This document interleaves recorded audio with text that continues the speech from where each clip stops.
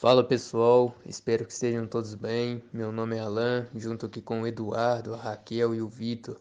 Nós vamos estar apresentando aí um pouco sobre os equinos, esse trabalho da disciplina de Anatomia e Fisiologia Animal, ministrado pela Renata. Bom, então que os tópicos que serão abordados por nós em relação às estruturas anatômicas dos diferentes aparelhos reprodutivos de machos e fêmeas, a fisiologia do sistema reprodutivo, o ciclo estral, os hormônios responsáveis pela reprodução, a função, o local de produção deles, o manejo reprodutivo, as principais raças de interesse zootécnico e algumas curiosidades. Bom, então aqui entrando na parte das estruturas anatômicas dos diferentes aparelhos reprodutivos, tanto aí dos machos quanto das fêmeas, primeiramente aqui nas fêmeas é válido destacar que os órgãos vão estar divididos nas funções de produzir os gametas e outros vão ser responsáveis ali pelo transporte e o armazenamento desses gametas. Então aqui destacando algumas das estruturas que compõem o órgão genital da fêmea, nós temos aí os ovários, as tubas uterinas pares, o útero e o órgão copulatório, que vai estar compreendido com a vagina, com o vestíbulo da vagina e a vulva. Bom, então que nós temos essa imagem que ilustra aí os órgãos genitais femininos da égua, e aqui nós vamos destacar a função de algumas das estruturas que estão ali compreendidas. Então, os ovários eles estão envolvidos aí na produção dos gametas e dos hormônios femininos. As tubas uterinas, elas capturam os oócitos que são liberados pelos ovários e irão transportá-los para o útero. E a vagina aí vai servir como o órgão copulatório e juntamente ali com a continuação dela, que envolve o vestíbulo da vagina, servirá também como canal de parto e passagem para a excreção urinária.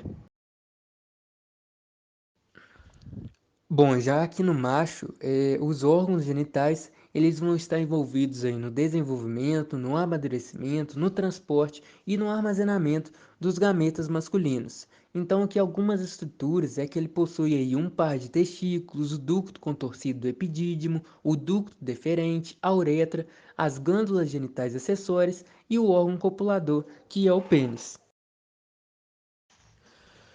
Bom, então aqui novamente nós temos uma ilustração, ela compreende aí os órgãos genitais do garanhão, é uma imagem também retirada do livro da Anatomia dos Animais Domésticos, e aqui nós vamos destacar a função de alguma das estruturas.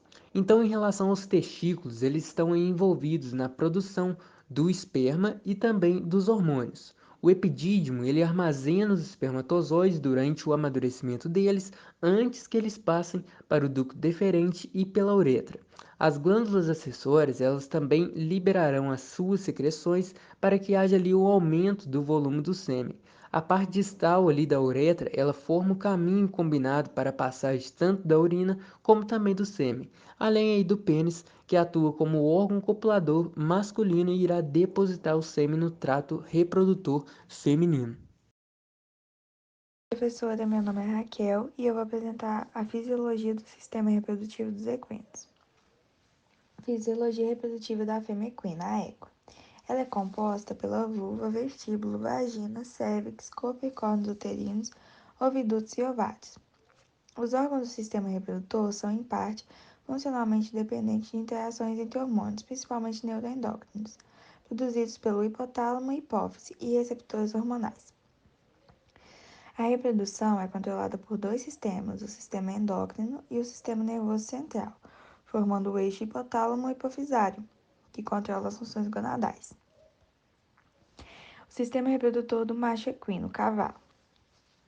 Contém no trato genital dois testículos, cada um sustentado pelo seu cordão espermático e músculo cremáceo externo.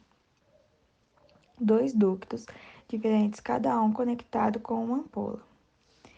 Um par de glândulas vesiculares, uma glândula prostática, um par de glândulas bulboretrais, pênis, uretra associada, músculo isquiocarvenoso, bulbo esponjoso e retrator do pênis. A reprodução. As éguas atingem a puberdade aproximadamente aos 15 meses de idade. A partir desse momento, elas já podem entrar em reprodução. A fêmea equina é classificada como poliéstrica estacional de dias longos, no qual a atividade reprodutiva é expressa nas estações de primavera e verão, que tem um período de incidência luminosa maior. A partir disso, é possível adotar diversas biotécnicas, com o objetivo de aumentar a eficiência reprodutiva dos animais, tornando possível a obtenção de um potro por ano por égua. O ciclo estral. O que é um ciclo estral? O ciclo estral ou cio é a série de mudanças fisiológicas recorrentes que são induzidas por hormônios reprodutivos na maioria das fêmeas mamíferas terianas. Os ciclos estrais se iniciam após a maturidade sexual em fêmeas e são interrompidos por fases anestrais ou pela gravidez.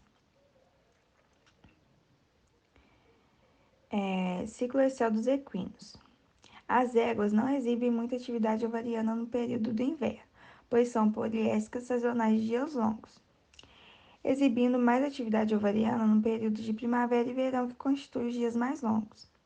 O ciclo estral normal na égua é de 1 ou 2 dias maior que na vaca, sendo que o período de éstrio é o fator mais variável e responsável pelas grandes alterações na duração do ciclo estral, uma vez que o diéstrio é mais ou menos constante entre os animais da espécie.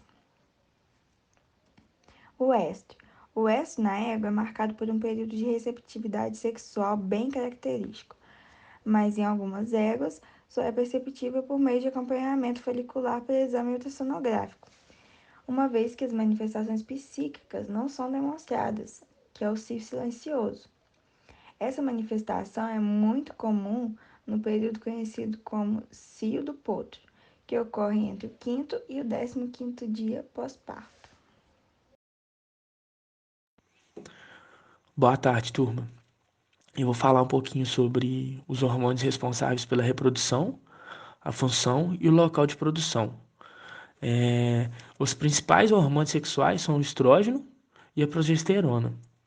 O estrógeno é produzido pelos folículos do ovário, ou seja, pelos óvulos em formação. É responsável pelo desenvolvimento das características sexuais secundárias femininas e pelo controle do ciclo menstrual.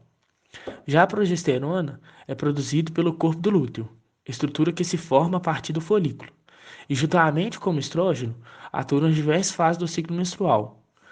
Já dois hormônios produzidos pela hipófise, que também atuam na regulação dos processos reprodutivos, o hormônio folículo estimulante, comumente chamado de FSH, e o hormônio luteinizante, ou simplesmente LH. Esses hormônios, o FSH e o LH, nos machos, eles estimulam a produção de testosterona pelas células de Leydig e promovem a maturação dos espermatozoides. Já nas fêmeas, os dois hormônios atuam em diversas etapas do ciclo menstrual e também na gravidez. Agora eu vou falar um pouquinho sobre o manejo reprodutivo, que tem como objetivo o aprimoramento das raças e o manejo nutricional, sanitário, reprodutivo, sempre atuando em conjunto. Nas últimas décadas, o desenvolvimento de novas técnicas reprodutivas nos possibilitou o melhor aproveitamento dos equinos.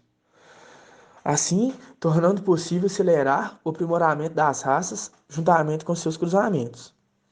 É de suma importância que uma correta aplicação dos principais manejos nutricionais e sanitários dos equinos para que eles possam expressar ao máximo seu potencial reprodutivo. Quanto às biotecnologias empregadas e difundidas na reprodução equina, podemos destacar as mais comumente usadas, como a inseminação artificial e a transferência de embriões. Essas que possibilitam acelerar o progresso genético dos reprodutores. A inseminação pode ser realizada de forma tanto natural quanto de forma artificial, sendo a de forma artificial a mais usada e podendo maximizar o potencial genético dos garanhões. Como dito anterior, eu vou explicar um pouquinho sobre a inseminação artificial, que em equinos é uma biotécnica reprodutiva cujo objetivo é obter mais potros a partir do depósito do sêmen do garanhão coletado previamente e logo após sendo aplicado no sistema genital da fêmea. Já a transferência de embriões possibilita aumentar o número de descendentes de matrizes equinas com alto valor genético. E o porquê disso? Porque a égua doadora será um indivíduo que terá o material genético difundido através da técnica. É, e isso é indicado quando a doadora tem características desejáveis para a prole e também características que se acredita serem altamente herdáveis. E como que funciona esse manejo? No caso, a doadora será inseminada ou coberta por um garanhão e logo após terá seu embrião coletado e transferido para uma égua receptora. Assim que é feita a transferência de embrião. Já a monta natural de equinos ocorre com a cobertura em geral controlada. Isso condicionando um determinado garanhão até uma determinada égua. Meu nome é Victor Roberto, eu sou do quinto período de agronomia e vou falar sobre as principais raças de interesse zootécnico. A principal raça é o mangalarga manchador, que tem porte proporcional e expressão sadia e vigorosa. Apresenta pelos lisos e finos, tem temperamento dócil, porém muito ativo. Considerando o animal de porte médio, os machos têm altura média de 1,52 m e as fêmeas de 1,46 m. A marcha batida ou picada é a sua principal característica, que nada mais é do que um andamento simétrico entre quatro tempos, tendo os apoios alterados.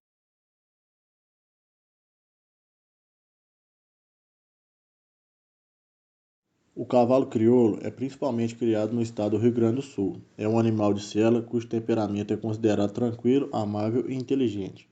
Além disso, é um cavalo que apresenta muita agilidade, força e resistência para o trabalho. A estrutura óssea do animal é compacta e a musculatura é muito consistente. Por isso, é muito utilizado para tarefas nas fazendas e atividades de montaria, em diversas regiões do país. A criação da raça campolina aconteceu no final do século XIX em Minas Gerais e por mais de 70 anos foi sendo aperfeiçoada por meio do cruzamento dos cavalos Manga-Larga Marchador e Puro Sangue Inglês. Se destaca por ser de grande porte, cabeça seca, orelhas médias para longas, pescoço musculoso, olhar vivo e garupa longa. O cavalo quarto de milha é considerado uma das melhores raças para participar de competições equestres, pois apresenta grande capacidade de velocidade e ainda um alto grau de inteligência. Por ter um temperamento muito dócil, o cavalo é fácil de ser adestrado. Se destaca como corredor de curta distância, devido à sua potente força muscular, o que permite arrancar com uma extrema agilidade. Podemos dizer também que é uma excelente opção para quem procura um animal de sela, lida de gado, salto e obstáculos, entre outros. Curiosidades: a exposição do cavalo Manga-Larga Marchador gira em torno de 25 milhões em negócio todos os anos. A exposição do cavalo Manga-Larga Marchador é um evento que reúne os melhores exemplares da raça no Parque Bolívar de Andrade, Parque da Gameleira, em Belo Horizonte.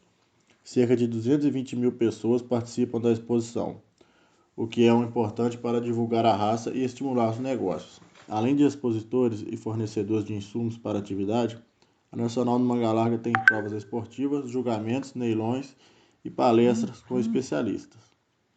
No Nordeste existe a vaquejada, que começou por meio de 1880 a 1910.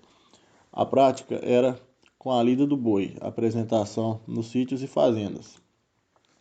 Não existia formalmente o termo vaquejada. O Brasil vivia um momento de transição da monarquia para a república. As músicas da Chiquinha Gonzaga estouravam nas paradas de sucesso. A ideia da festa de vaquejada começava a existir com brincadeiras de argolas e corridas de pé de mourão. Nesse período, o temido Lampião costumava participar das festinhas com argolas, em fazendas de amigos. Atualmente, a vaquejada é encarada como um grande negócio. Os organizadores começam a cobrar ingresso e o público entende a proposta. O vaqueiro é conhecido como um atleta de pista. Nasce um novo forró e com o surgimento das bandas Mastruz com Leite. Resultado: parques lotados e cada ano surgem mais pessoas interessadas pela atividade. Depois de um tempo, a vaquejada só tende a crescer como um bom esporte para o povo nordestino e também para amantes de vaquejadas em outras regiões. Pessoal, essas são as nossas referências E se alguém tiver alguma dúvida aí, estamos à disposição. Muito obrigado.